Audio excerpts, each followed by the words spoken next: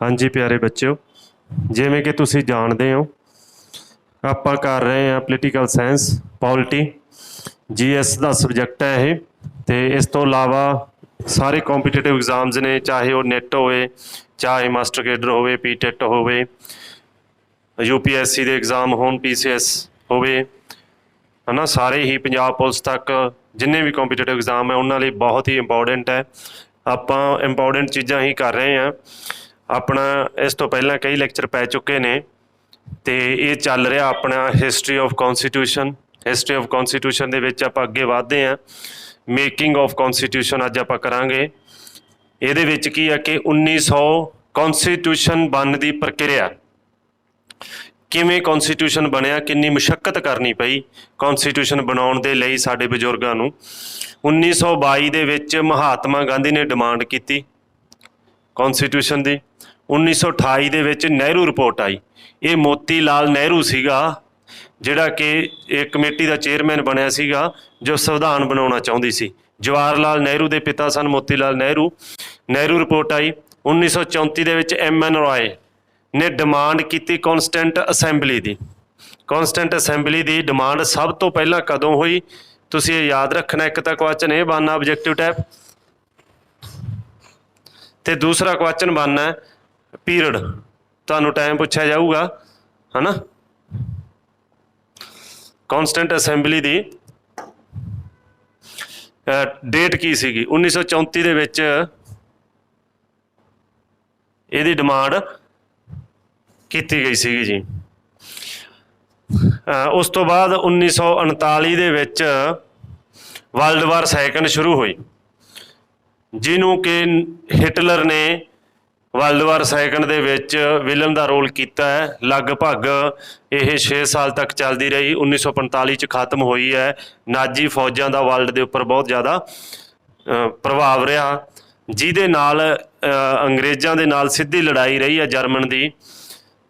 वो हिस्टरी का पार्ट है, पर उहदे नाल अंग्रेज़ों के इस सैकंड वर्ल्ड वार ने साडे कॉन्स्टिट्यूशन बनने के उपर बहुत बड़ा प्रभाव रहा, जिहदे नाल अंग्रेज़ों नूं पता लग गया कि असी ज़्यादा देर तक इन्हां लोकां ते हुण राज नहीं कर सकते, इन्हां नूं आज़ादी देनी पैनी है।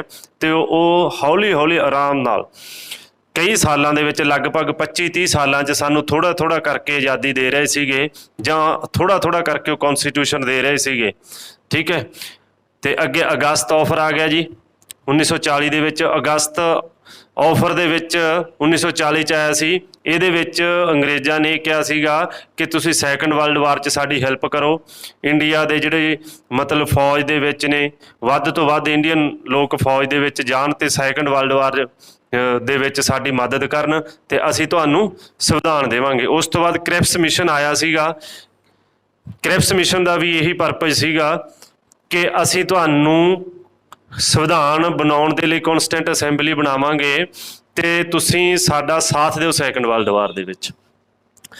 तां गांधी ने इहदी मन्नण दी बजाए गांधी ने मौके नूं विचारिया, क्योंकि फस्ट वर्ल्ड वार दे विच भी गांधी दे नाल धोखा कीता सी इन्हां ने।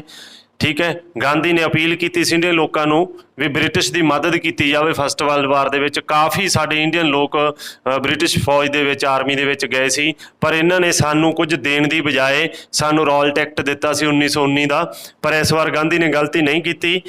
गांधी नूं पता लग गया कि ब्रिटिश लोग व्यस्त ने वर्ल्ड वार दे विच, तां इहने क्विट इंडिया मूवमेंट शुरू की, जिहदे च डू एंड आई दा स्लोगन दिता सीगा जी। उस तो बाद 45 दे विच वर्ल्ड वार खत्म हो जाती है जी।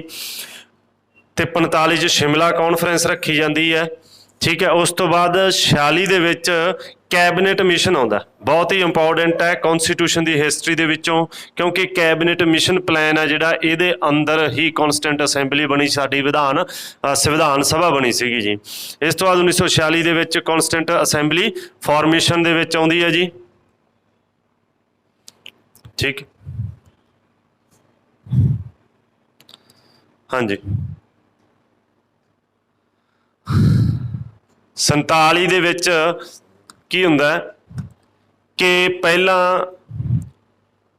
वेवल वायसराय सीगा, वेवल की थां ते लॉर्ड माउंट बैटन नूं वायसराय ऑफ इंडिया बना दिता जाता जी। ਇਹਨੂੰ ਕੀ ਬਣਾ ਦਿੱਤਾ ਜਾਂਦਾ, ਵਾਇਸਰਾਏ ਬਣਾ ਦਿੱਤਾ ਜਾਂਦਾ ਮਾਊਂਟ ਬੈਟਨ ਨੂੰ। ਇਹ ਮਾਊਂਟ ਬੈਟਨ ਨੇ ਸੈਕੰਡ ਵਰਲਡ ਵਾਰ ਦੇ ਵਿੱਚ ਬਹੁਤ ਵੱਡੀ ਭੂਮਿਕਾ ਨਿਭਾਈ ਸੀਗੀ ਬ੍ਰਿਟਿਸ਼ ਨੂੰ ਜਿਤਾਉਣ ਦੇ ਲਈ ਅੰਗਰੇਜ਼ਾਂ ਨੂੰ, ਇਸ ਕਰਕੇ ਇਹਨੂੰ ਇੱਕ ਤਾਂ ਰਿਗਾਰਡ ਦਿੱਤਾ ਗਿਆ। ਇੱਕ ਇੰਡੀਆ ਦੇ ਜਿਹੜੇ ਹਾਲਾਤ ਸੀ ਕੰਪਲੀਕੇਟ ਹੋ ਗਏ ਸੀਗੇ, ਮੁਸਲਿਮ ਲੀਗ ਬਾਰ-ਬਾਰ ਨਵੇਂ ਰਾਜ ਦੇਸ਼ ਦੀ ਮੰਗ ਕਰ ਰਹੀ ਸੀਗੀ, ਤਾਂ ਉਹਨਾਂ ਨੇ ਮਾਊਂਟ ਬੈਟਨ ਨੂੰ ਇੱਥੋਂ ਦਾ ਵਾਇਸਰਾਏ ਬਣਾ ਕੇ ਭੇਜਿਆ। 3 ਜੂਨ ਨੂੰ ਇੰਡੀਆ ਨੂੰ 2 ਹਿੱਸਿਆਂ ਦੇ ਵਿੱਚ ਵੰਡਣ ਦੇ ਜਿਹੜੀ ਤਰਜੀਹ ਸੀ ਉਹਨੂੰ ਮਨਜ਼ੂਰ ਕਰ ਲਿਆ ਗਿਆ। ਠੀਕ ਹੈ, ਮਾਊਂਟ ਬੈਟਨ ਪਲਾਨ ਵੀ ਬੋਲਿਆ ਜਾਂਦਾ ਇਹਨੂੰ। ਇੰਡੀਅਨ ਇੰਡੀਪੈਂਡੈਂਟ ਐਕਟ ਸੀਗਾ ਜਿਹੜਾ ਬ੍ਰਿਟਿਸ਼ ਪਾਰਲੀਮੈਂਟ 'ਚ 47 'ਚ ਪਾਸ ਕਰ ਦਿੱਤਾ ਗਿਆ। 47 'ਚ ਪਾਰਟੀਸ਼ਨ ਹੋਣਾ ਤੈਅ ਹੋ ਗਿਆ ਜੀ। ਇੰਡੀਆ ਤੇ ਪਾਕਿਸਤਾਨ 2 ਦੇਸ਼ਾਂ ਦੇ ਵਿੱਚ 47 ਦੇ ਐਕਟ ਨੇ ਵੰਡ ਦਿੱਤਾ ਗਿਆ ਜੀ ਭਾਰਤ ਦੇ ਹਿੱਸੇ ਨੂੰ। 48 ਦੇ ਵਿੱਚ ਕੌਂਸਟੀਟਿਊਸ਼ਨ ਇੰਟਰੋਡਿਊਸ ਕੀਤਾ ਗਿਆ, ਡਰਾਫਟ ਬਣਾਇਆ ਗਿਆ। 1948 'ਚ 49 ਦੇ ਵਿੱਚ ਕੌਂਸਟੀਟਿਊਸ਼ਨ ਨੂੰ ਅਡਾਪਟ ਕੀਤਾ ਗਿਆ। ਨਵੰਬਰ 49 ਦੇ ਵਿੱਚ 26 ਨਵੰਬਰ ਨੂੰ ਇਹਨੂੰ ਅਡਾਪਟ ਕਰ ਲਿਆ ਗਿਆ ਤੇ 50 ਦੇ ਵਿੱਚ 26 ਜਨਵਰੀ 1950 ਨੂੰ ਇਹਨੂੰ ਲਾਗੂ ਕੀਤਾ ਗਿਆ, ਜਿਹੜਾ ਕੌਂਸਟੀਟਿਊਸ਼ਨ ਆਪਣਾ ਬਣਾਇਆ ਗਿਆ ਸੀਗਾ ਜੀ। ਹਾਂਜੀ,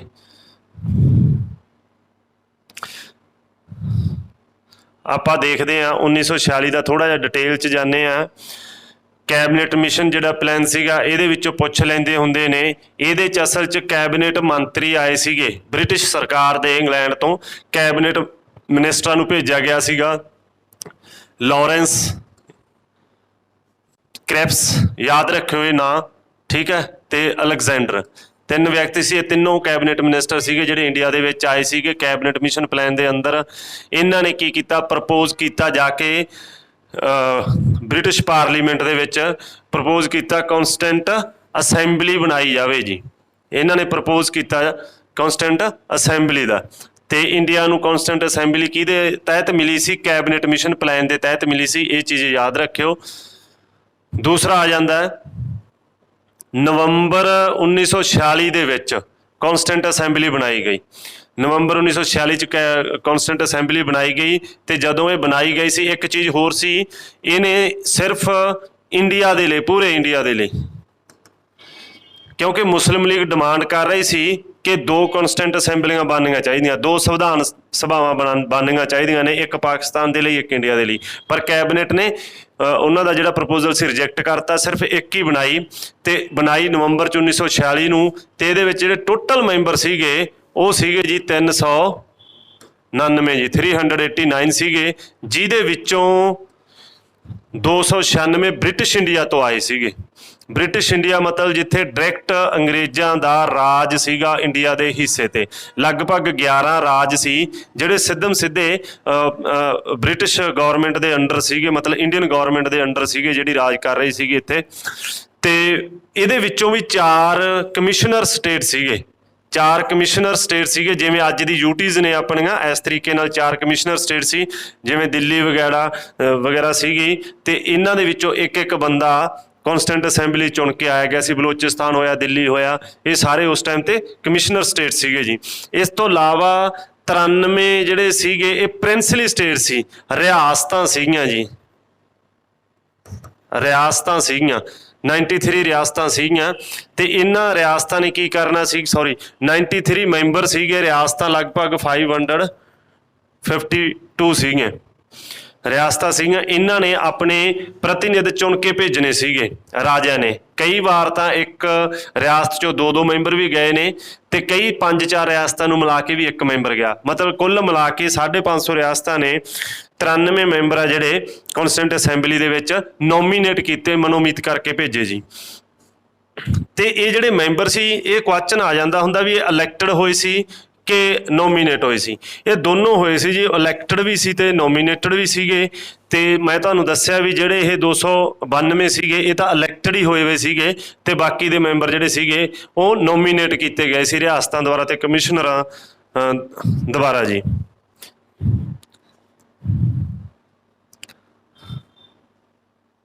ਹਾਂਜੀ, ਹੁਣ ਕੀ ਹੋਇਆ ਕਿ ਮੁਸਲਿਮ ਲੀਗ ਨੇ ਹੋਰ ਜ਼ੋਰ ਸ਼ੋਰ ਦੇ ਨਾਲ ਡਾਇਰੈਕਟ ਐਕਸ਼ਨ ਮੂਵਮੈਂਟ ਸ਼ੁਰੂ ਕਰਤੀ, ਜਿਹਦੇ ਵਿੱਚ ਕਾਫੀ ਦੰਗੇ ਫਸਾਦ ਹੋਏ।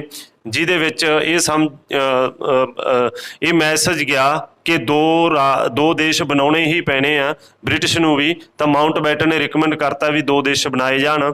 ਜਦੋਂ 2 ਦੇਸ਼ ਬਣਾਏ ਗਏ ਤਾਂ ਜਿਹੜੀ ਕੌਂਸਟੈਂਟ ਅਸੈਂਬਲੀ ਸੀਗੀ ਉਹ ਕੁਝ ਹਿੱਸਾ ਉਸ ਦਾ ਜਿਹੜਾ ਪਾਕਿਸਤਾਨ 'ਚ ਚਲਾ ਗਿਆ, ਤੇ ਉਹ ਮੈਂਬਰ ਵੀ ਤਾਂ ਫਿਰ ਘਟਣੇ ਸੀਗੇ, ਮੈਂਬਰ ਵੀ ਉੱਧਰ ਚਲੇ ਗਏ ਨੇ, ਕੁਝ ਬੰਗਲਾਦੇਸ਼ ਚਲਿਆ ਗਿਆ, ਕਿਉਂਕਿ ਈਸਟ ਪਾਕਿਸਤਾਨ ਤੇ ਵੈਸਟ ਪਾਕਿਸਤਾਨ 2 ਹਿੱਸਿਆਂ ਦੇ ਵਿੱਚ ਪਾਕਿਸਤਾਨ ਵੰਡਿਆ ਗਿਆ ਸੀਗਾ। ਜਿਹੜਾ ਅੱਜ ਬੰਗਲਾਦੇਸ਼ ਆਜ਼ਾਦ ਦੇਸ਼ ਹੈ, ਉਦੋਂ ਪਾਕਿਸਤਾਨ ਦਾ ਹੀ ਹਿੱਸਾ ਸੀਗਾ, ਉਹਨੂੰ ਈਸਟ ਪਾਕਿਸਤਾਨ ਬੋਲਦੇ ਸੀ। ਇਹਦੇ ਨਾਲ ਕੀ ਹੈ, ਜਿਹੜੀ ਸਟਰੈਂਥ ਸੀਗੀ ਸੰਵਿਧਾਨ ਸਭਾ ਦੀ, ਜਿਹੜੀ ਸਟਰੈਂਥ ਸੀ ਉਹ ਘਟ ਗਈ ਜੀ। ਠੀਕ ਹੈ, ਸਟਰੈਂਥ ਨੇ ਘਟਣਾ ਹੀ ਸੀਗਾ ਕਿਉਂਕਿ ਜਦੋਂ ਵੰਡਿਆ ਗਿਆ। ਪਰ ਇਹਦਾ ਕਾਰਨ ਕੀ ਸੀਗਾ ਕਿ ਜਿਨ੍ਹਾਂ ਨੂੰ ਪਾਕਿਸਤਾਨ ਦੀ ਇੰਨੀ ਲੋੜ ਕਿਉਂ ਪਈ? ਉਹਦੇ 2 ਕਾਰਨ ਮੁੱਖ ਸੀਗੇ। ਇੱਕ ਤਾਂ ਮੌਕੇ ਦੇ ਹਾਲਾਤ ਸੀਗੇ ਜਿਹੜੇ ਮੈਂ ਤੁਹਾਨੂੰ ਦੱਸ ਰਿਹਾ ਕਿ ਉਸ ਟਾਈਮ 'ਤੇ ਇਲੈਕਸ਼ਨ ਜਦੋਂ ਹੋਇਆ ਤਾਂ ਉਹਦੇ ਵਿੱਚੋਂ ਜਿਹੜੇ ਇਲੈਕਟ ਮੈਂਬਰ ਸੀਗੇ, ਮੈਂ ਤੁਹਾਨੂੰ ਦੱਸਿਆ ਇੰਡੀਆ 296 ਸੀ, ਉਹਨਾਂ ਦੇ ਵਿੱਚੋਂ 208 ਇਕੱਲੀ ਕਾਂਗਰਸ ਲੈ ਗਈ। ਕਾਂਗਰਸ 208 ਸੀਟਾਂ ਜਿੱਤ ਕੇ ਲੈ ਗਈ, ਤੇ ਜਰਨਲ ਸੀਟਾਂ ਇਹਦੇ ਵਿੱਚੋਂ ਸਿਰਫ 9 ਸੀਟਾਂ ਹੀ ਸੀਗੀਆਂ ਜਿਹੜੀਆਂ ਕਾਂਗਰਸ ਨਹੀਂ ਜਿੱਤ ਸਕੀ ਜਰਨਲ ਚੋਂ। ਬਾਕੀ ਜਿਹੜੀਆਂ ਮੁਸਲਿਮ ਲੀਗ ਦੇ ਲਈ ਸੀਗੀਆਂ ਉਹ 73 ਸੀਟਾਂ ਸੀਗੀਆਂ, ਤੇ ਬਾਕੀ 73 ਸੀਟਾਂ ਮੁਸਲਿਮ ਲੀਗ ਲੈ ਗਈ, ਤੇ 15 ਸੀਟਾਂ ਜਿਹੜੀਆਂ ਲੈ ਗਏ ਨੇ ਆਜ਼ਾਦ ਸੀਗੇ ਜਿਹੜੇ ਵਿਅਕਤੀ, ਜਾਂ CPI ਜਾਂ ਹੋਰ ਛੋਟੀਆਂ ਮੋਟੀਆਂ ਉਸ ਟਾਈਮ ਪਾਰਟੀਆਂ ਹੋਂਦ 'ਚ ਆ ਰਹੀਆਂ ਸੀ, ਉਹ ਜਿੱਤ ਕੇ ਲੈ ਗਏ। ਇੱਥੋਂ ਫੁੱਲ ਫਲੇਜ ਕਲੀਅਰ ਸੀਗਾ ਕਿ ਜਿਹੜੀ ਮੈਜੋਰਟੀ ਹੈ ਅਸੈਂਬਲੀ ਦੀ ਤੇ ਉਹ ਕਾਂਗਰਸ ਦੇ ਹੱਥ 'ਚ ਹੈ। ਤੇ ਇਸ ਚੀਜ਼ ਨੂੰ ਫਿਰ ਮੁਸਲਿਮ ਲੀਗ ਨੂੰ ਪਤਾ ਲੱਗ ਗਿਆ ਕਿ ਜਿਹੜਾ ਸੰਵਿਧਾਨ ਬਣਨਾ ਹੈ ਉਹਦੇ ਵਿੱਚ ਹੋ ਸਕਦਾ ਵੀ ਜਿਹੜਾ ਹਿੰਦੂਆਂ ਦਾ ਡੋਮੀਨੇਟਡ ਹੋਵੇ, ਇਸ ਕਰਕੇ ਇਹਨਾਂ ਨੇ ਹੋਰ ਜ਼ਿਆਦਾ ਮੰਗ ਸ਼ੁਰੂ ਕਰਤੀ। ਠੀਕ ਹੈ, ਤੇ ਇਹ ਜਿਹੜਾ ਸਮਾਂ ਚੱਲ ਰਿਹਾ 46 ਦਾ ਚੱਲ ਰਿਹਾ, ਇਹਦੇ ਵਿੱਚ ਇੰਨੇ ਬੰਦਿਆਂ ਦੇ ਹੋਣ ਦੇ ਬਾਵਜੂਦ ਜਿਹੜੀ ਪਹਿਲੀ ਮੀਟਿੰਗ ਸੀ ਉਹਦੇ ਵਿੱਚ ਸਿਰਫ ਤੇ ਸਿਰਫ 211 ਮੈਂਬਰਾਂ ਨੇ ਪਾਰਟੀਸਪੇਟ ਕੀਤਾ। ਉਹਦਾ ਕਾਰਨ ਕੀ ਸੀਗਾ ਕਿ ਨਾ ਤਾਂ ਮੁਸਲਿਮ ਲੀਗ ਨੇ ਇਹ 'ਚ ਪਾਰਟੀਸਪੇਟ ਕੀਤਾ, ਸਮਝ ਲੱਗੇ, ਤੇ ਨਾ ਹੀ ਜਿਹੜੇ 93 ਪ੍ਰਿੰਸਲੀ ਸਟੇਟ ਸੀਗੇ, ਰਿਆਸਤਾਂ ਸੀ, ਉਹਨਾਂ ਨੇ ਪਾਰਟੀਸਪੇਟ ਕੀਤਾ। ਤੁਹਾਨੂੰ ਇਹ ਕੁਐਸਚਨ ਆਊਗਾ ਕਿ ਪਹਿਲੀ ਮੀਟਿੰਗ ਦੇ ਵਿੱਚ ਕਿੰਨੇ ਮੈਂਬਰਾਂ ਨੇ ਪਾਰਟੀਸਪੇਟ ਕੀਤਾ, ਤਾਂ ਸਿਰਫ ਤੇ ਸਿਰਫ 211 ਸੀਗੇ 399 ਮੈਂਬਰਾਂ ਦੇ ਵਿੱਚੋਂ ਜੀ। ਤੇ ਪਹਿਲਾ ਡਾਕਟਰ ਸਚਿਦਾਨੰਦ ਸਿਨਹਾ, ਇਹ ਉਸ ਟਾਈਮ ਤੇ ਜਿਹੜਾ ਚੁਣਿਆ ਹੋਇਆ ਨੁਮਾਇੰਦਾ ਸੀਗਾ, ਸਭ ਤੋਂ ਸੀਨੀਅਰ ਸੀਗਾ ਏਜ ਵਾਈਜ਼, ਤੇ ਇਸ ਕਰਕੇ ਇਹਨਾਂ ਨੂੰ ਟੈਂਪਰੇਰੀ ਜਾਂ ਐਂਟਰਿਮ ਪ੍ਰੈਜ਼ੀਡੈਂਟ ਲਾ ਦਿੱਤਾ ਗਿਆ ਅਸੈਂਬਲੀ ਦਾ। ਇਸ ਕਰਕੇ ਲਾਇਆ ਗਿਆ ਕਿ ਵੈਸੇ ਤਾਂ ਇਲੈਕਟ ਹੀ ਕੀਤਾ ਜਾਂਦਾ ਹੈ। ਇਹ ਪ੍ਰੈਜ਼ੀਡੈਂਟ ਜਿਹੜਾ ਸੀਗਾ ਇੱਕ ਤਰ੍ਹਾਂ ਨਾਲ ਸਪੀਕਰ ਦਾ ਕੰਮ ਕਰਦਾ ਸੀ ਕੌਂਸਟੈਂਟ ਅਸੈਂਬਲੀ ਦੇ ਵਿੱਚ, ਪਰ ਸਭ ਤੋਂ ਸੀਨੀਅਰ ਇੱਕ ਵਾਰੀ ਇਸ ਕਰਕੇ ਲਾਇਆ ਗਿਆ ਕਿਉਂਕਿ ਇਹਨੇ ਮੈਂਬਰਾਂ ਨੂੰ ਸਹੁੰ ਚੁਕਾਉਣੀ ਸੀਗੀ। ਜਦ ਤੱਕ ਮੈਂਬਰ ਕੌਂਸਟੈਂਟ ਅਸੈਂਬਲੀ ਦੇ ਜਾਂ ਕਿਸੇ ਵੀ ਲੈਜਿਸਲੇਚਰ ਦੇ ਸਹੁੰ ਨਹੀਂ ਚੁੱਕਦੇ ਤਦ ਤੱਕ ਉਹ ਵੋਟ ਨਹੀਂ ਪਾ ਸਕਦੇ, ਤੇ ਵੋਟ ਤੋਂ ਬਿਨਾਂ ਪ੍ਰੈਜ਼ੀਡੈਂਟ ਨਹੀਂ ਚੁਣਿਆ ਜਾ ਸਕਦਾ। ਇਹਨੇ ਕੀ ਕੀਤਾ, ਸਾਰੇ ਮੈਂਬਰਾਂ ਨੂੰ ਸਹੁੰ ਚੁਕਾਤੀ ਜੀ। ਸਹੁੰ ਚੁਕਾਉਣ ਤੋਂ ਬਾਅਦ ਠੀਕ ਹੈ, ਇਹ 9 ਦਸੰਬਰ ਦੀ ਫਸਟ ਮੀਟਿੰਗ ਹੋਈ ਹੈ ਇਹਨਾਂ ਦੀ 9 ਦਸੰਬਰ ਨੂੰ, ਤੇ 11 ਦਸੰਬਰ 1946 ਨੂੰ ਡਾਕਟਰ ਰਜਿੰਦਰ ਪ੍ਰਸਾਦ ਜੀ ਨੂੰ ਪ੍ਰੈਜ਼ੀਡੈਂਟ ਆਫ ਕੌਂਸਟੈਂਟ ਅਸੈਂਬਲੀ ਬਣਾਇਆ ਗਿਆ। ਬਹੁਤ ਹੀ ਇੰਪੋਰਟੈਂਟ ਹੈ, 2 ਕੁਐਸਚਨ ਇਹਦੇ ਚੋਂ ਬਣਦੇ ਆ। ਇੱਕ ਤਾਂ ਇਹ ਬਣਦਾ ਹੈ ਕਿ ਕੌਂਸਟੈਂਟ ਅਸੈਂਬਲੀ ਦਾ ਪ੍ਰੈਜ਼ੀਡੈਂਟ ਕੌਣ ਸੀਗਾ, ਰਜਿੰਦਰ ਪ੍ਰਸਾਦ ਸੀਗੇ ਜੀ, ਤੇ ਦੂਸਰਾ ਕਿੰਨੀ ਤਰੀਕ ਨੂੰ ਇਹਨਾਂ ਨੂੰ ਪ੍ਰੈਜ਼ੀਡੈਂਟ ਚੁਣਿਆ ਗਿਆ, ਉਹ ਚੁਣਿਆ ਗਿਆ ਜੀ 11 ਦਸੰਬਰ ਨੂੰ। ਤੇ ਤੀਸਰਾ ਇਹਦੇ ਵਿੱਚ ਕੁਐਸਚਨ ਆਉਂਦਾ HC ਮੁਖਰਜੀ, ਇਹ ਵਿਅਕਤੀ ਨੂੰ ਵਾਈਸ ਪ੍ਰੈਜ਼ੀਡੈਂਟ ਚੁਣਿਆ ਗਿਆ ਜੀ। ਤੇ ਅਗਲਾ ਜਿਹੜਾ ਕੁਐਸਚਨ ਬਣੂਗਾ BN ਰਾਓ, ਇਹ ਬਹੁਤ ਹੀ ਸਮਝਦਾਰ ਬੰਦਾ ਸੀਗਾ, ਐਕਸਪਰਟ ਸੀ ਲਾਅ ਦਾ, ਇਹਨੂੰ ਐਡਵਾਈਜ਼ਰ ਚੁਣਿਆ ਗਿਆ ਕੌਂਸਟੈਂਟ ਅਸੈਂਬਲੀ ਦਾ ਜੀ, ਐਡਵਾਈਜ਼ਰ ਚੁਣਿਆ ਗਿਆ। ਠੀਕ ਹੈ, ਹਾਂਜੀ।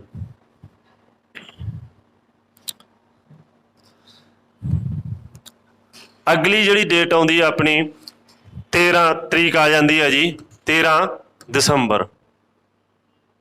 13 ਦਸੰਬਰ ਦੀ ਗੱਲ ਹੈ। 13 ਦਸੰਬਰ ਨੂੰ ਕੌਂਸਟੈਂਟ ਅਸੈਂਬਲੀ ਦੇ ਵਿੱਚ ਖੜੇ ਜਵਾਹਰ ਲਾਲ ਨਹਿਰੂ ਜੀ ਇੱਕ ਸਪੀਚ ਦਿੰਦੇ ਆ। ਉਹ ਸਪੀਚ ਕੀ ਸੀਗਾ, ਕਿਉਂਕਿ ਸੀਨੀਅਰ ਲੀਡਰ ਸੀਗੇ, ਉਹ ਕਾਂਗਰਸ ਦੇ ਪ੍ਰਧਾਨ ਮੰਤਰੀ ਸੀਗੇ, ਸੀਨੀਅਰ ਲੀਡਰ ਸੀ। ਉਹਨਾਂ ਨੇ ਇਹ ਚੀਜ਼ ਇੱਕ ਮਤਾ ਪੜ੍ਹਿਆ ਜਿਹਨੂੰ ਆਬਜੈਕਟਿਵ ਰੈਜ਼ੋਲੂਸ਼ਨ ਕਹਿੰਦੇ ਆ।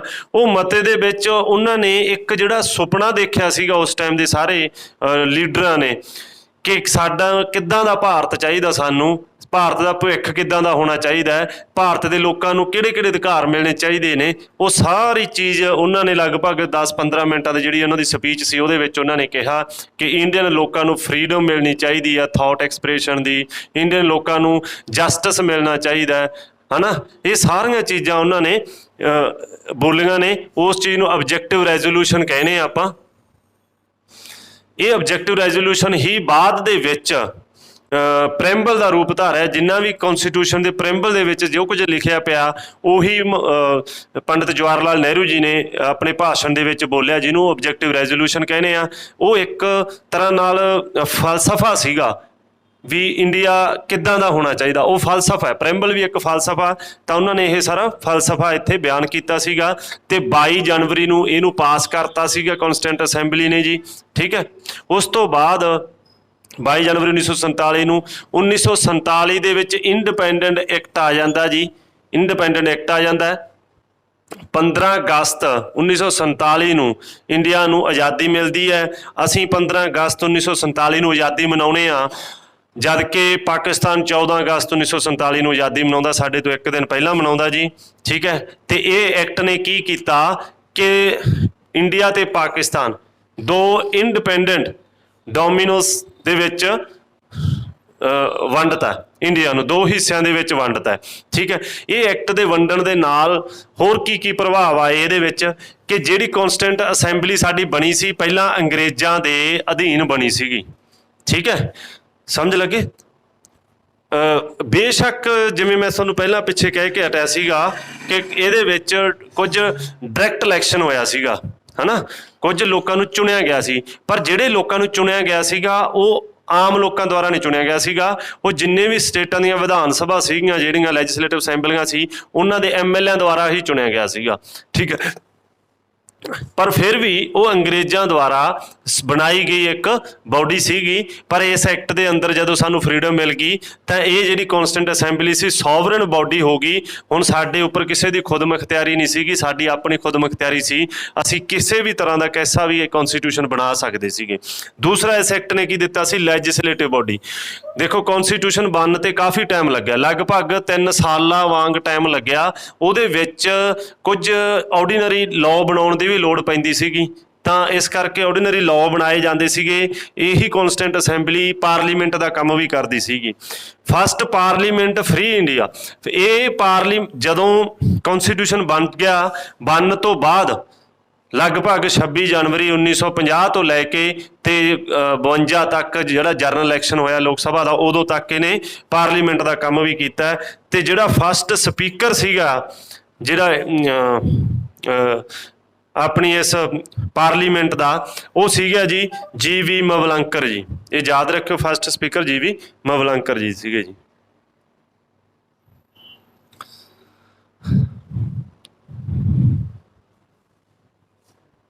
ਹੁਣ ਇਹ ਸੀਗਾ ਕਿ ਪਹਿਲਾਂ ਕੈਬਨਿਟ ਮਿਸ਼ਨ ਪਲਾਨ ਦੇ ਅੰਦਰ, ਹੈ ਨਾ, ਕੈਬਨਿਟ ਮਿਸ਼ਨ ਪਲਾਨ ਦੇ ਅੰਦਰ ਇਹ ਕੌਂਸਟੀਟਿਊਂਟ ਅਸੈਂਬਲੀ ਬਣੀ ਸੀਗੀ।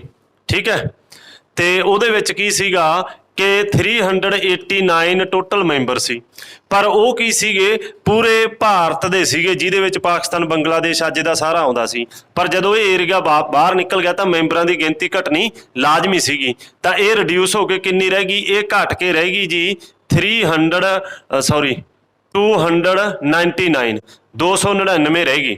ਟੋਟਲ ਜਿਹੜੀ ਸਟਰੈਂਥ ਸੀ 299 ਰਹਿ ਗਈ ਜੀ, ਜਿਹਦੇ ਵਿੱਚੋਂ ਲਗਭਗ ਇਹ 229 ਤਾਂ ਜਿਹੜੇ ਇੰਡੀਅਨ ਪ੍ਰੋਵਿੰਸ਼ੀਅਲ ਸਟੇਟ ਸੀਗੇ ਉਹਨਾਂ ਤੋਂ ਆਏ, ਜਿਹੜੇ ਡਾਇਰੈਕਟ ਅੰਗਰੇਜ਼ਾਂ ਦੇ ਅੰਦਰ ਸੀਗੇ 11 ਸੂਬੇ ਤੇ ਬਾਕੀ ਦੇ 70 ਜਿਹੜੇ ਸੀਗੇ ਉਹ ਰਿਆਸਤਾਂ ਨੇ ਆਪਣੇ ਬੰਦੇ ਨੋਮੀਨੇਟ ਕੀਤੇ ਜੀ। ਠੀਕ ਹੈ, ਪਰ ਇੱਕ ਗੱਲ ਤੁਹਾਨੂੰ ਇਹ 'ਚ ਮੈਂ ਕਹਿਣੀ ਭੁੱਲ ਗਿਆ ਕਿ ਜਿੰਨੇ ਵੀ ਇਹ ਇਲੈਕਟਡ ਮੈਂਬਰ ਸੀਗੇ ਕੌਂਸਟੀਟਿਊਂਟ ਅਸੈਂਬਲੀ ਦੇ, ਜਦੋਂ ਪਹਿਲਾਂ ਵੀ ਇਹ ਬਣੀ ਹੈ, ਉਹਦੇ ਵਿੱਚ ਉਸ ਟਾਈਮ ਤੇ ਸਾਰੀਆਂ ਕਾਸਟਾਂ ਦੇ, ਸਾਰੇ ਧਰਮਾਂ ਦੇ ਤੇ ਔਰਤ ਵੀ ਉਹਦੇ ਵਿੱਚ ਰੀਪ੍ਰਜੈਂਟ ਕੀਤਾ, ਹਰੇਕ ਵਰਗ ਨੇ ਰੀਪ੍ਰਜੈਂਟ ਕੀਤਾ ਕਹਿਣ ਤੋਂ ਭਾਵ, ਠੀਕ ਆ। ਤੇ ਹਰ ਇੱਕ ਉਹ ਲੀਡਰ ਜਿਹੜਾ ਬਹੁਤ ਮਹੱਤਵਪੂਰਨ ਸੀ, ਜਿਹਨੇ ਆਜ਼ਾਦੀ 'ਚ ਯੋਗਦਾਨ ਦਿੱਤਾ ਸੀ ਜਾਂ ਜਿਹਦਾ ਨਾਂ ਸੀ ਕਿਸੇ ਵੀ ਵਰਗ ਦਾ, ਕਿਸੇ ਵੀ ਕਿੱਤੇ ਦਾ ਸੀਗਾ, ਉਹ ਕੌਂਸਟੀਟਿਊਂਟ ਅਸੈਂਬਲੀ 'ਚ ਗਿਆ ਸੀਗਾ। ਪਰ ਸਿਰਫ ਦੋ ਬੰਦੇ ਨਹੀਂ ਗਏ, ਇੱਕ ਤਾਂ ਸੀਗਾ ਮਹਾਤਮਾ ਗਾਂਧੀ ਤੇ ਦੂਜਾ ਸੀਗਾ ਜਿੰਨਾ ਜੀ। ਇਹ ਦੋਨੇ ਵਿਅਕਤੀ ਜਿਹੜੇ ਸੀਗੇ ਇਹ ਕੌਂਸਟੀਟਿਊਂਟ ਅਸੈਂਬਲੀ ਦਾ ਹਿੱਸਾ ਨਹੀਂ ਰਹੇ। ਇਹ ਵੀ ਬਹੁਤ ਵਾਰੀ ਆਬਜੈਕਟਿਵ ਕੁਐਸਚਨ ਆ ਜਾਂਦਾ ਹੈ। ਪ੍ਰਿੰਸਲੀ ਸਟੇਟਾਂ 'ਚੋਂ 70 ਆਏ ਸੀਗੇ ਤੇ 229 ਕਿੱਥੋਂ ਆਏ ਸੀ? ਬ੍ਰਿਟਿਸ਼ ਦੇ ਵਿੱਚੋਂ ਜੀ, ਠੀਕ ਹੈ। ਤੇ 26 ਜਨਵਰੀ 1950 ਨੂੰ ਇੰਡੀਆ ਕੀ ਸੋਵਰਨ ਹੋ ਗਿਆ ਸੀਗਾ ਜੀ, ਅਸੀਂ ਪੂਰੀ ਤਰ੍ਹਾਂ ਦੇ ਨਾਲ ਆਜ਼ਾਦ ਹੋ ਗਏ ਸੀਗੇ ਜੀ। ਹੁਣ ਅਗਲੀ ਜਿਹੜੀ ਚੀਜ਼ ਆ, ਜਿਹੜੇ ਆਪਾਂ ਨੂੰ ਕੁਐਸਚਨ ਬਣਨੇ ਆ, ਕੌਂਸਟੀਟਿਊਂਟ ਅਸੈਂਬਲੀ ਨੇ ਜਿਹੜੀਆਂ ਕੁਝ ਡੇਟਾਂ ਸੀ ਮਹੱਤਵਪੂਰਨ, ਜਿਨ੍ਹਾਂ ਦੇ ਵਿੱਚ ਪੇਪਰ ਦੇ ਵਿੱਚ ਬਹੁਤ ਵਾਰੀ ਆਉਂਦੀਆਂ ਨੇ, ਜਿਨ੍ਹਾਂ ਦੇ ਵਿੱਚੋਂ ਕੁਝ ਖਾਸ ਫੈਕਚੁਅਲ ਕੁਐਸਚਨ ਪੁੱਛੇ ਜਾਂਦੇ ਨੇ। ਜਿਹੜਾ ਨੈਸ਼ਨਲ ਫਲੈਗ ਸੀਗਾ 22 ਜੁਲਾਈ ਨੂੰ ਅਡਾਪਟ ਕੀਤਾ ਗਿਆ ਸੀਗਾ ਜੀ, ਠੀਕ ਹੈ। ਤੇ ਕੌਨਸਟੀਟਿਊਸ਼ਨ ਜਿਹੜਾ ਬਣ ਕੇ ਤਿਆਰ ਹੋਇਆ ਸੀਗਾ ਉਹ 26 ਨਵੰਬਰ 1949 ਨੂੰ, ਸੌਰੀ ਇੱਥੇ ਨਾ ਫਲੈਗ ਵਾਲਾ ਇਹ ਸ਼ਬਦ ਗਲਤ ਆ ਗਿਆ। ਤੇ ਜਿਹੜਾ ਨੈਸ਼ਨਲ ਐਂਥਮ ਸੀਗਾ ਉਹ 24 ਜਨਵਰੀ ਨੂੰ ਅਡਾਪਟ ਕੀਤਾ ਗਿਆ ਸੀਗਾ ਜੀ। ਨੈਸ਼ਨਲ ਐਂਥਮ ਤੁਹਾਨੂੰ ਪਤਾ ਉਹ ਨੈਸ਼ਨਲ ਐਂਥਮ ਆਪਣਾ ਜਨ ਗਣ ਮਨ ਨੈਸ਼ਨਲ ਐਂਥਮ ਹੈ, ਰਵਿੰਦਰਨਾਥ ਟੈਗੋਰ ਦੁਆਰਾ ਲਿਖਿਆ ਗਿਆ। ਤੇ ਪੇਪਰ 'ਚ ਕੁਐਸਚਨ ਆਇਆ ਸੀ ਸਭ ਤੋਂ ਪਹਿਲਾਂ ਕਿੱਥੇ ਗਾਇਆ ਗਿਆ ਸੀਗਾ? ਇਹ 1911 ਦੇ ਵਿੱਚ ਕਲਕੱਤਾ ਸੈਸ਼ਨ 'ਚ, ਕਾਂਗਰਸ ਦੇ ਸੈਸ਼ਨ 'ਚ ਗਾਇਆ ਗਿਆ ਸੀਗਾ। ਤੇ ਪਹਿਲਾਂ ਇਹ ਬੰਗਾਲੀ ਭਾਸ਼ਾ ਦੇ ਵਿੱਚ ਵੀ ਲਿਖਿਆ ਗਿਆ ਸੀਗਾ, ਠੀਕ ਹੈ। ਦੂਸਰਾ ਆ ਜਾਂਦਾ ਨੈਸ਼ਨਲ ਸੌਂਗ, ਇਹ ਇਸ ਤੋਂ ਡਿਫਰੈਂਟ ਹੈ ਨਾ। 24 ਜਨਵਰੀ 1950 ਨੂੰ ਹੀ ਇਹਨੂੰ ਅਡਾਪਟ ਕੀਤਾ ਗਿਆ ਸੀਗਾ। ਇਹ ਸੀਗਾ ਬੰਦੇ ਮਾਤਰਮ, ਬੰਕਮ ਚੰਦਰ ਚੈਟਰਜੀ ਦੁਆਰਾ ਲਿਖਿਆ ਗਿਆ। ਉਹਦੀ ਇੱਕ ਬੁੱਕ ਸੀਗੀ ਆਨੰਦ ਮੱਠ, ਆਨੰਦ ਮੱਠ 'ਚੋਂ ਲਿਆ ਗਿਆ ਸੀਗਾ ਇਹ ਬੰਦੇ ਮਾਤਰਮ, ਠੀਕ ਹੈ। ਤੇ ਇਹ ਇੱਕ ਕੁਐਸਚਨ ਇਹਦੇ 'ਚੋਂ ਨੈਸ਼ਨਲ ਐਂਥਮ 'ਚੋਂ ਇਹ ਆਉਂਦਾ ਹੁੰਦਾ ਕਿ ਇਹਨੂੰ ਸ਼ਾਰਟ ਫਾਰਮ ਦੇ ਵਿੱਚ ਗਾਉਣਾ ਹੋਵੇ ਤਾਂ ਕਿੰਨਾ ਟਾਈਮ ਲੱਗਦਾ? ਲਗਭਗ 52 ਸੈਕਿੰਡ ਲੱਗਦੇ ਆ ਜੀ। ਇਹ ਵੀ ਆਮ ਤੌਰ 'ਤੇ ਸੀ ਗ੍ਰੇਡ ਡੀ ਗ੍ਰੇਡ ਪੋਸਟਾਂ ਦੇ ਵਿੱਚ ਕੁਐਸਚਨ ਆਉਂਦਾ। ਤੇ ਤੀਸਰਾ 24 ਜਨਵਰੀ 1950 ਨੂੰ ਲਾਸਟ ਸੈਸ਼ਨ ਸੀਗਾ ਜੀ ਕੌਂਸਟੀਟਿਊਂਟ ਅਸੈਂਬਲੀ ਦਾ, ਸੰਵਿਧਾਨ ਸਭਾ ਦਾ। 24 ਜਨਵਰੀ ਨੂੰ ਯਾਦ ਰੱਖਿਓ 4 ਘਟਨਾਵਾਂ ਘਟਦੀਆਂ ਨੇ, ਮਤਲਬ 4 ਚੀਜ਼ਾਂ ਯਾਦ ਰੱਖਣ ਵਾਲੀਆਂ ਨੇ। ਨੈਸ਼ਨਲ ਐਂਥਮ ਅਡਾਪਟ ਕੀਤਾ ਗਿਆ, ਨੈਸ਼ਨਲ ਸੌਂਗ ਅਡਾਪਟ ਕੀਤਾ ਗਿਆ ਤੇ ਲਾਸਟ ਸੈਸ਼ਨ ਸੀਗਾ। ਤੇ ਇੱਕ ਇੰਡੀਆ ਦੇ ਪ੍ਰੈਜ਼ੀਡੈਂਟ ਨੂੰ ਚੁਣਿਆ ਗਿਆ, ਇਲੈਕਟ ਕੀਤਾ ਗਿਆ 24 ਜਨਵਰੀ 1950 ਨੂੰ। ਉਹ ਕੌਣ ਸੀਗੇ ਜੀ? ਰਜਿੰਦਰ ਪ੍ਰਸਾਦ ਜੀ, ਉਹ ਸੀਗੇ ਸਾਡੇ ਰਜਿੰਦਰ ਪ੍ਰਸਾਦ ਜੀ। ਹੁਣ ਕੁਝ ਅਸੈਂਬਲੀ ਬਾਰੇ, ਕੌਂਸਟੀਟਿਊਸ਼ਨ ਬਾਰੇ ਆਪਣੇ ਫੈਕਟ ਰਹਿਣਗੇ। ਮੈਂ ਤੁਹਾਨੂੰ ਪਹਿਲਾਂ ਹੀ ਦੱਸ ਚੁੱਕਿਆ ਕਿ ਛੋਟੇ ਲੈਵਲ ਦੀਆਂ ਪੋਸਟਾਂ 'ਚ ਆਮ ਤੌਰ 'ਤੇ ਆਉਂਦੇ ਨੇ, ਠੀਕ ਹੈ। ਜਿਹਦੇ ਵਿੱਚੋਂ ਮਤਲਬ ਕੁੱਲ ਕਿੰਨੇ ਸੈਸ਼ਨ ਸੀਗੇ ਇਹਦੇ, ਅਸੈਂਬਲੀ ਦੇ ਕੁੱਲ ਕਿੰਨੇ ਸੈਸ਼ਨ ਸੀ? 11 ਸੈਸ਼ਨ ਸੀਗੇ ਜੀ। 11 ਸੈਸ਼ਨਾਂ 'ਚ ਸੰਵਿਧਾਨ ਤਿਆਰ ਹੋਇਆ। ਉਸ ਤੋਂ ਬਾਅਦ ਇਹਨੂੰ ਟਾਈਮ ਕਿੰਨਾ ਲੱਗਿਆ? 2 ਸਾਲ 11 ਮਹੀਨੇ ਤੇ 18 ਦਿਨ, ਮਤਲਬ 12 ਦਿਨ ਘੱਟ, ਲਗਭਗ 3 ਸਾਲ ਸਮਾਂ ਲੱਗਿਆ ਜੀ। ਇਹਦੇ ਉੱਪਰ 60 ਕੰਟਰੀਆਂ ਦਾ ਕੌਂਸਟੀਟਿਊਸ਼ਨ ਮੇਕਰ ਸੀਗੇ ਜਿਹੜੇ, ਉਹਨਾਂ ਨੇ ਲਗਭਗ 60 ਕੰਟਰੀਆਂ ਦਾ ਸੰਵਿਧਾਨ ਸੀਗਾ ਜਿਹੜਾ ਉਹ ਸਟੱਡੀ ਕੀਤਾ। ਉਹਦੇ 'ਚੋਂ ਚੰਗੀਆਂ ਚੰਗੀਆਂ ਚੀਜ਼ਾਂ ਉਠਾਈਆਂ ਜਿਹੜੀਆਂ ਸਾਡੇ ਲਈ ਲਾਹੇਵੰਦ ਸੀ, ਉਹ ਚੀਜ਼ਾਂ ਲਈਆਂ। ਤੇ ਲਗਭਗ 64 ਲੱਖ, ਥੋੜ੍ਹੀ ਜਿਹੀ ਮਿਸਟੇਕ ਹੋ ਗਈ, 64 ਲੱਖ ਰੁਪਈਆ ਇਹਦੇ ਕਾਸਟ ਆਈ ਹੈ ਸੰਵਿਧਾਨ ਬਣਾਉਣ ਤੇ, ਠੀਕ ਹੈ। ਤੇ ਪਿਆਰੇ ਬੱਚਿਓ, ਅੱਜ ਦਾ ਲੈਕਚਰ ਆ ਜਿਹੜਾ ਆਪਣਾ ਇੱਥੋਂ ਤੱਕ ਹੀ ਆ। ਇਸੇ ਤੋਂ ਅੱਗੇ ਆਪਾਂ ਸਟਾਰਟ ਕਰਾਂਗੇ, ਠੀਕ ਹੈ। ਤੁਹਾਡਾ ਸਾਰਿਆਂ ਦਾ ਧੰਨਵਾਦ ਲੈਕਚਰ ਨੂੰ ਸੁਣਨ ਦੇ ਲਈ, ਠੀਕ ਹੈ। ਤੇ ਜੇਕਰ ਤੁਹਾਨੂੰ ਵਧੀਆ ਲੱਗਦੇ ਨੇ ਚੈਨਲ ਨੂੰ ਸ਼ੇਅਰ ਵੀ ਕਰੋ, ਫੋਲੋ ਵੀ ਕਰੋ, ਠੀਕ ਹੈ, ਸਬਸਕ੍ਰਾਈਬ ਵੀ ਕਰੋ, ਠੀਕ ਹੈ, ਲਾਈਕ ਕਰੋ। ਤੇ ਜੇ ਕੋਈ ਕਮੈਂਟ ਕਰਨਾ ਚਾਹੁੰਦੇ ਹੋ ਤਾਂ ਕਮੈਂਟ ਵੀ ਕਰੋ। Thank you so much.